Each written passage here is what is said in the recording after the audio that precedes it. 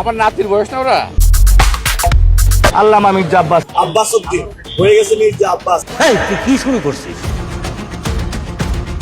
ঢাকা ৮ আসনের মির্জা আব্বাস এবং নাসিরুদ্দিন পাটোয়ারির লড়াইটা অন্যান্য আসনের প্রার্থীদের মতো শুধুই প্রতিশ্রুতি কিংবা জয় পরাজয়ের মধ্যে সীমাবদ্ধ নয়। আমি বিতাড়িত শয়তান থেকে আল্লাহর কাছে প্রার্থনা করছি, এসা পর্যন্ত মির্জা আব্বাসে বদনাম করো। আল্লামা মির্জা আব্বাস। তাদের লড়াই যেন দেশের কোনো জনপ্রিয় টিভি শোয়ের বহুল পরিচিত দুই চরিত্রের মধ্যে যুক্তির বোঝাপড়ার আজন্ম এক দ্বন্দ্ব। আমার ছোট্ট কাটালা তুই কি ভালো অভিনয়? আপনার অবচেতনেই কখনো মনে হতে পারে দুজনের পাল্টাপাল্টি যুক্তিতর্ক যেন ইত্যাদির অনুষ্ঠান মঞ্চে সেই নানানাতির লড়াইয়ের মতো।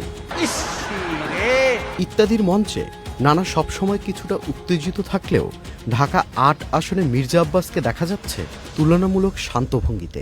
আমাকে একটু মানসিকভাবে অশান্ত করার জন্য কোন একটা মহল করছে।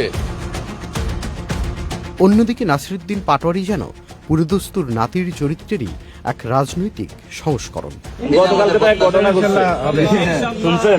গতকালকে একজনের কর্মী ধরা খাইছে। শুরুর দিকে এই লড়াইকে অনেকের কাছে টম অ্যান্ড জেরির চিরচেনা দৌড়ঝাঁপের মতো মনে হলেও মির্জা আব্বাসের সংযত উপস্থিতি ধীরে ধীরে বিষয়টিকে রাজনীতির মঞ্চে নানাবরাম নাতির যুক্তি ও পাল্টা যুক্তির যুদ্ধে রূপ দিয়েছে।